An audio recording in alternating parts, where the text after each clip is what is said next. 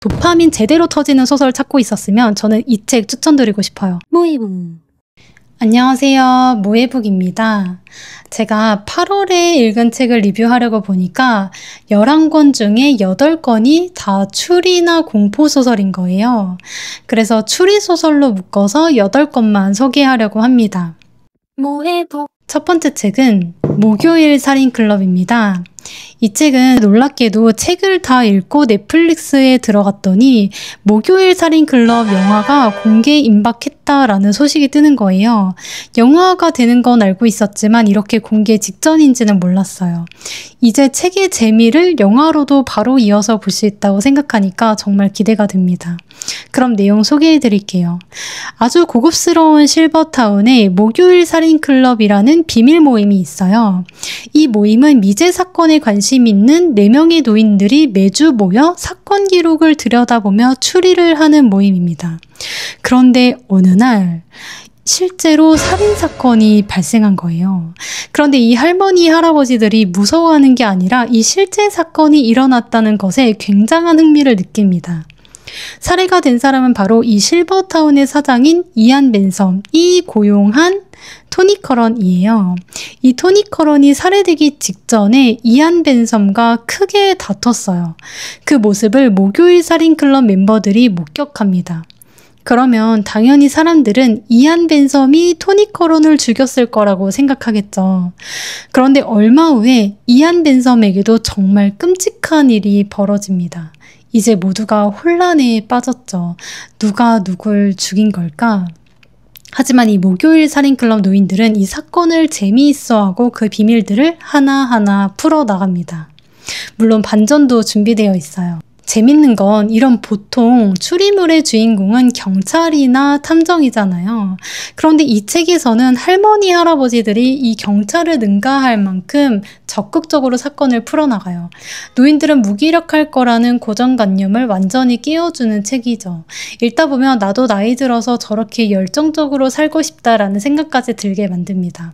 다만 개인적으로 아쉬운 부분이 있다면 추미스에서 기대하는 긴장감과 속도감은 조금 부족했다는 점이에요. 할머니, 할아버지들이 아이고 하면서 느리게 걷는 모습이 연상된다고 해야 할까요? 그래도 노인분들의 열정 넘치면서 코믹한 부분들이 꽤 담겨 있는데 영화로는 그런 부분들이 더 재미있게 잘 보여질 것 같아서 다시 한번 기대해 보려고 합니다. 저처럼 빠른 템포와 긴장감을 좋아하시는 분들보다는 노인들의 희망차고 열정적이면서 유쾌한 매력을 보고 싶으신 분께, 그리고 영화를 보기 전에 꼭 원작을 보고 싶어 하시는 분들께 추천드리고 싶은 책입니다. 두 번째 책은 프리다 맥파든의 더 코워커입니다. 일단 초반부 전개는 정말 흥미로웠어요. 항상 제 시간에 출근하던 주인공 돈시프가 어느 날 수상한 메시지를 남기고는 흔적도 없이 사라져버려요. 그 메시지를 받은 동료 네털리는 좋은 마음으로 돈시프를 찾아 나서요.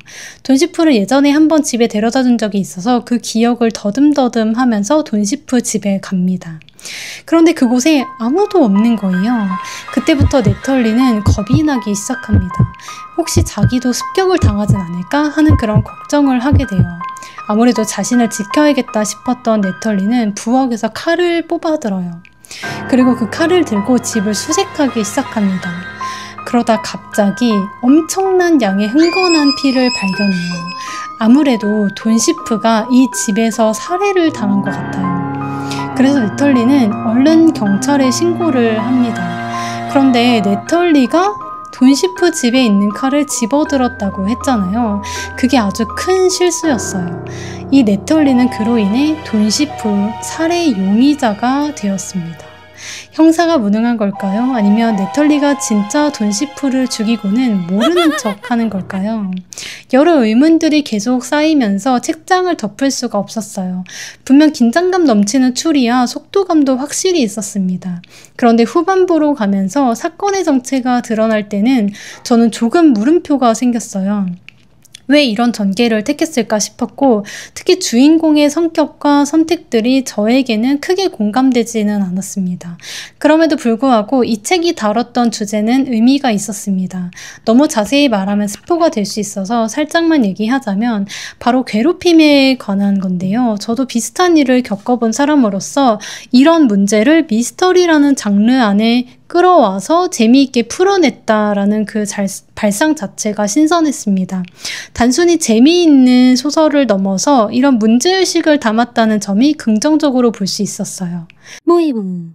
세 번째 책은 베러티입니다. 작년인가? 홍학의 자리가 엄청난 페이지 터너로 화제가 됐었잖아요. 근데 이 책은 그보다 훨씬 더 강렬합니다. 만약 책 읽기가 어렵거나 도파민 제대로 터지는 소설 찾고 있었으면 저는 이 책 추천드리고 싶어요. 작가가 독자들이 뭘 궁금해하는지, 어디서 어떻게 빠져드는지 너무 잘 알고 있어서 마치 작가가 저를 손에 쥐고 쥐락펴락하는 것 같았어요. 읽다 보면 정말 멈출 수가 없습니다. 어떤 이야기냐면요. 무명 작가 로엔이 비즈니스 미팅을 가던 중에 눈앞에서 대형 교통사고를 목격합니다. 그 충격적인 현장에서 로엔은 피를 뒤집어 쓰게 돼요. 그때 마침 한 남자가 나타나서 로엔을 도와주고 자신의 셔츠까지 벗어서 그녀에게 입혀줍니다. 그리고 잠시 뒤 미팅 장소에서 그 둘은 운명처럼 다시 마주칩니다. 우연치고는 정말 극적이죠. 그 미팅은 어떤 자리였냐? 무명 작가인 로엔과는 달리 베스트셀러 작가인 베러티가 현재 어떤 이유로 집필이 더 이상 불가능해졌어요. 그래서 로엔이 베러티의 작품을 대신 이어서 달라는 제안을 받는 자리였습니다. 물론 어마어마한 계약금이 걸려 있었죠. 로엔은 무명 작가에다가 어머니 병수발을 드느라 오랫동안 글을 쓰지 못했어요. 그렇기에 용기가 나지 않아서 거절하고 싶었는데 경제적으로 벼랑 끝에 몰려있기 때문에 결국 받아들이게 됩니다. 이 계약은 로엔에게 위험한 선택이었을까요? 아니면 행운을 가져다 주는 선택이었을까요? 로엔은 베러티의 작업을 대신하기 위해 그녀의 집에 잠시 머물게 됩니다. 그런데 그곳에서 베러티가 남긴 충격적인 원고와 설명할 수 없는 기묘한 사건들을 마주하게 돼요. 도대체 이 베러티는 어떤 사람일까? 로엔은 공포에 빠지게 됩니다. 베러티 집에서 일어난 수상한 모든 일들이 마치 로엔의 눈에만 보이는 것 같은 그런 오싹한 분위기가 계속돼요. 그리고 처음에 셔츠를 벗어주던 그 남자 기억하시죠? 그 남자와 어떻게 됐을까요? 아마 밤중에 집에서 혼자 보시면 섬뜩하실 거예요. 화장실 못 가실 수도 있습니다. 진실과 거짓이 뒤엉키는 그런 혼란이 펼쳐지는 베러티, 강추합니다. 물론 이런 류의 미스터리 스릴러 영화는 정말 많이 봤고 저도 좋아해서 많이 봤어요. 그래서 익숙한 느낌이 들기도 하는데 그럼에도 또 걸려들었습니다. 왜냐? 재미있으니까요. 너무 궁금해서 멈출 수가 없었습니다. 그리고 이 베러티의 결말도 꽤 괜찮았어요. 단순히 도파민 소설로 끝나는 게 아니라 여운이 남고 진실은 무엇일까 끊임없이 생각하게 만드는 작품이었습니다. 네 번째는 치즈 이야기입니다. 7편의 단편이 수록되어 있는데 제가 재미있게 본 작품은 치즈 이야기랑 보증금 돌려받기 그리고 안락의 섬입니다. 단편이라 많이 말씀드리면 스포가 될 것 같아서 가장 처음에 있는 치즈 이야기와 가장 마지막에 있는 안락의 섬을 아주 조금씩만 소개해 드릴게요. 먼저 안락의 섬입니다. 때는 2100년. 주인공은 사랑하는 가족과 친구들을 모두 떠나보내고 남은 것은 오직 자신이 키우는 사랑스러운 강아지일 뿐입니다. 그런데 이 강아지도 살 날이 얼마 안 남았어요. 주인공도 강아지와 함께 세상을 떠나고 싶어 해요. 그러던 어느 날 전 세계 사람들의 핸드폰에 동시다발적으로 어떤 영상이 하나 송출됩니다. 바로 외계인이 보낸 메시지인데요. 그 메시지가 좀 특이해요. 모든 걸 빨아들인다는 버뮤다 섬 기억하시죠? 그 자리에 그동안 숨겨져 있던 섬이 하나 올라옵니다. 완전 파라다이스 같은 섬인데 이곳에 오고 싶은 지구인들 모두 지원하라 라는 그런 메시지였어요. 그런데 뜻밖에도 죽고 싶은 사람만 지원하라고 하는 거예요. 파라다이스 섬인데 죽고 싶은 사람들 지원하라고 하니까 뭔가 아이러니하죠. 이 주인공은 강아지와 함께 세상을 떠나고 싶었기 때문에 이곳에 지원하게 됩니다. 그리고 외계인의 심층 면접을 통해서 그 안락의 섬으로 들어가게 돼요. 주인공은 그곳에서 어떤 일을 겪게 될까요? 책으로 확인해 보시길 바랍니다. 두 번째, 치즈 이야기예요. 주인공이 어렸을 때 정말 끔찍한 꿈을 꿨어요. 자신의 부모님이 치즈로 변했는데 한 마녀가 그걸 가지고 스프를 만들어요. 주인공은 어쩌다 그 스프를 먹게 됐는데 어머, 이게 무슨 일이야? 너무 맛있는 거예요. 주인공은 그 맛을 찾아 아주 오랫동안 방황했어요. 그런데 정말 뜻밖의 곳에서 그 치즈를 발견합니다. 정말 경악을 금치 못하실 거예요. 한동안 치즈를 못 드실 수도 있습니다. 그리고 나머지 작품은 솔직히 저는 많이 아쉬웠어요. 표지가 너무 귀여워서 소장하고 싶었는데 그 정도까지는 아닌 것 같습니다. 네. 다섯 번째 책은 적상가옥의 유령입니다. 이 책도 조예은 작가님 책인데요. 저는 이 책은 정말 재밌게 읽었어요. 마치 한국의 아픈 역사를 호러라는 포장지에 싸서 건네는 느낌이랄까요? 제가 평소에 고속버스에서 책을 잘 못 봐요. 공간도 답답하고 흔들려서 멀미도 나고, 그런데 이 책은 고속버스에서 단숨에 읽었습니다. 이 소설은 주인공 손녀 운주와 그의 외증조모 준영의 시점이 번갈아 가면서 전개가 됩니다. 현재를 살아가는 운주, 그리고 1930년대와 40년대를 살았던 준영의 이야기가 교차되면서 진행돼요. 그 덕분에 지루할 틈 없이 스토리에 빠져들게 됩니다. 이야기의 시작은 증조 할머니 준영의 죽음에서 시작돼요. 할머니는 적상가옥에 오랫동안 거주하셨어요. 그리고 하반신을 움직일 수 없는데 이 집에서 꽤 떨어진 별채에서 굉장히 기괴한 자세로 죽어있는 채 발견이 됩니다. 어떻게 그 먼 별채까지 가서 그런 자세로 죽음을 맞이하게 됐을까요? 할머니는 죽기 전에 손녀인 운주에게 유언을 하나 남기셨는데요. 그 유언이 아주 기이합니다. 절대 집을 팔지 말고 30살이 되면 1년간 이 집에서 살아라. 운주는 원래 자기 일을 찾아서 열심히 살아가려고 했지만 잘 일이 풀리지 않아요. 우연인지 필연인지 할머니의 유언대로 이 적상가옥에 살게 됩니다. 이 적상가옥을 게스트하우스로 개조해서 남편과 함께 사업을 시작하려고 하는 거예요. 그 사업을 준비하던 어느 날 운주는 이 적상가옥에서 유령을 보게 됩니다. 그 순간 운주는 미끄러져서 뇌진탕을 입게 되고 그때부터 꿈인지 현실인지 모를 몽롱한 상태에 계속 빠져들어요. 꿈속에서 할머니 준영의 과거를 생생하게 체험하게 됩니다. 증조 할머니인 준영이 어린 시절에 마을에 이 적상가옥이 세워졌고 이 집에 아주 부유하기로 유명한 일본 상인이 들어와요. 이 상인이 이사를 하는 날 집 앞에 화려하고 신기한 물건들이 많이 보이니까 이 동네 사람들과 준영은 그곳에 큰 관심을 보입니다. 이후 준영은 커서 간호사가 되었고 이 상인의 외아들을 돌보는 간호사로 스카웃을 받아서 그 집에 들어가게 돼요. 그곳에서 상상하지도 못했던 충격적이고 끔찍한 비밀을 알게 됩니다. 그 비밀은 세대를 뛰어넘어 손녀인 운주에게까지 이어져 결국 운주의 삶에도 큰 영향을 미치게 돼요. 이 모든 것이 한국 역사와 관련이 되어 있어서 더 몰입하게 됐습니다. 이 책은 분명 흥미로운 소재와 전개를 보여주지만 개인적으로 아쉬운 점도 몇 가지 있었어요. 첫 번째는 스토리의 개연성입니다. 준영 할머니의 과거와 한국의 역사적 사건들이 현재의 운주에게 이어진다는 설정은 매우 흥미롭고 설득력 있었어요. 하지만 운주에게 주어진 운명이 조금 뜬금없다는 점이에요. 이 부분은 독자마다 의견이 조금씩 갈릴 것 같아요. 혹시 이 부분에 대해 저와 다른 의견을 가지신 분이 있다면 댓글로 남겨주시면 감사하겠습니다. 두 번째는 짧은 분량이라는 점이에요. 이 책이 판형이 작고 200페이지 정도여서 일반 책으로 치면 분량이 꽤 짧은 편이에요. 책을 온전히 다 봤다는 느낌보다는 요약본을 본 듯 했었어요. 그러다 보니까 감정선을 깊게 따라가기 전에 툭툭 툭 끊기는 느낌이랄까요?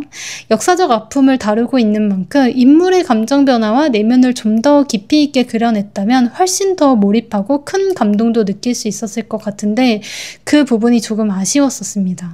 이런 아쉬움에도 불구하고 이 책은 굉장히 재밌고 흡입력 있는 소설이었어요. 읽는 내내 등골이 서늘하면서도 동시에 역사적 슬픔이 겹쳐 묘한 감정도 느꼈습니다. 6번째 책은 빛이 이끄는 곳으로입니다. 이 책은 읽으면서 방탈출을 하는 기분이었어요.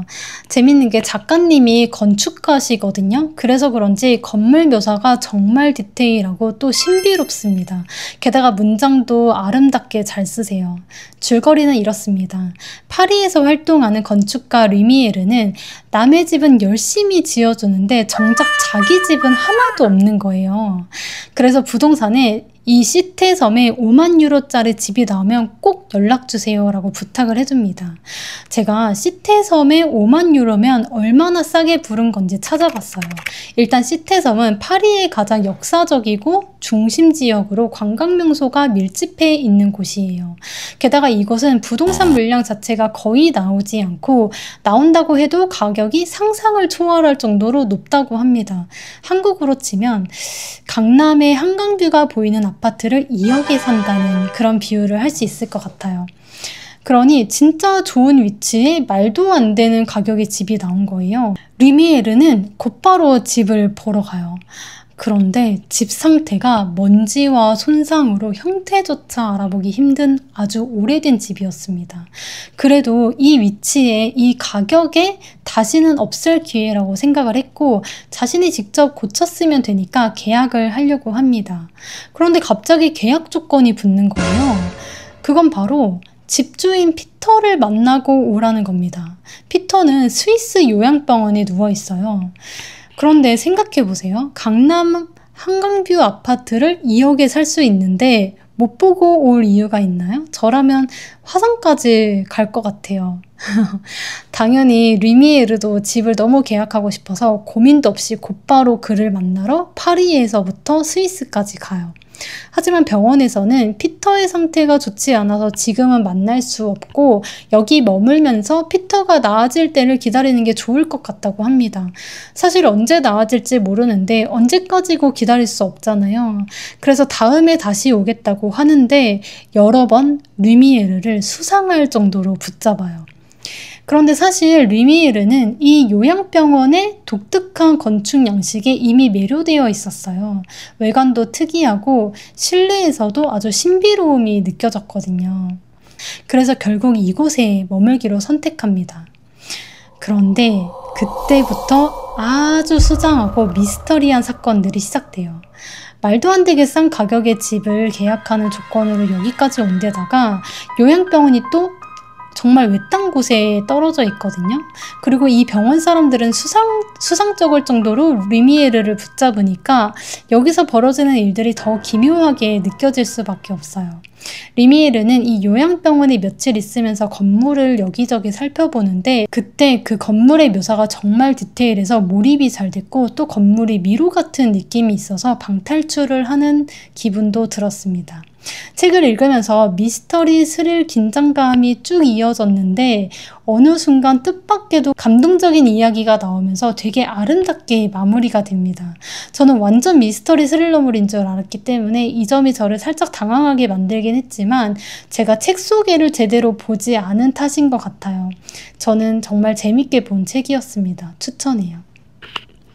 마지막 책은 지레글리코입니다. 이 책은 챕터마다 전혀 다른 게임들이 진행되면서 그 게임을 통해 스토리가 전개되는 아주 독특한 방식이에요. 저는 이런 소설은 처음이라 신선했습니다. 주요 인물은 2명이에요. 게임의 천재적인 실력을 가진 쿨하면서도 은근히 새침한 여학생 마토, 그리고 그런 마토가 게임하는 걸 계속 지켜보는 친구 고다입니다. 고다는 화자인데 성별이 언급되기 전까지 뭔가 애매한 게 있어요. 저는 이게 트릭인가 싶어서 계속 의심하면서 읽었는데 다른 분들은 어떻게 보셨는지 정말 궁금합니다. 이야기의 시작은 두 친구가 다니는 고등학교에서 축제를 앞둔 시점이에요. 축제 때 옥상을 쓰고 싶어하는 학년 반 대표들이 모여 옥상 사용권을 걸고 게임을 펼칩니다. 이 게임에 마토가 출전하게 되는데요. 게임 방식은 정말 단순합니다. 가위바위보를 해서 계단을 오르되 상대가 설치한 지뢰를 밟으면 10계단을 내려가야 하는 규칙이에요. 저희가 초등학생 때 많이 했던 게임이랑 비슷하죠. 설명만 들으면 되게 단순한데 작가가 이 게임을 정말 복잡하고 치밀하게 비틀어서 독자를 정말 깜짝 놀라게 합니다. 이후에도 서로 다른 4개의 게임들이 이어져요. 매번 새로운 규칙을 세우고 그 빈틈을 파고들며 승부가 갈리는데요. 저도 읽으면서 이번엔 어떤 방식으로 이길까 추리했지만 매번 틀렸습니다. 진짜 두뇌 게임 보는 맛이 있어요. 결말은 호불호가 갈릴 수 있지만 게임을 풀어가는 과정에서 느껴지는 참신함과 긴장감만으로도 충분히 몰입할 수 있었어요. 두뇌 게임, 방탈출, 퍼즐 맞추기 이런 거 좋아하시는 분들이라면 정말 재밌게 읽으실 수 있을 거예요. 모임. 오늘 소개해드린 7권의 책 중 베스트 딱 하나만 꼽으라고 하면 저는 베러티이고 빛이 이끄는 곳으로도 상당히 재밌었습니다. 8월에 읽은 다른 책들도 곧 소개해드릴게요. 시청해주셔서 감사합니다.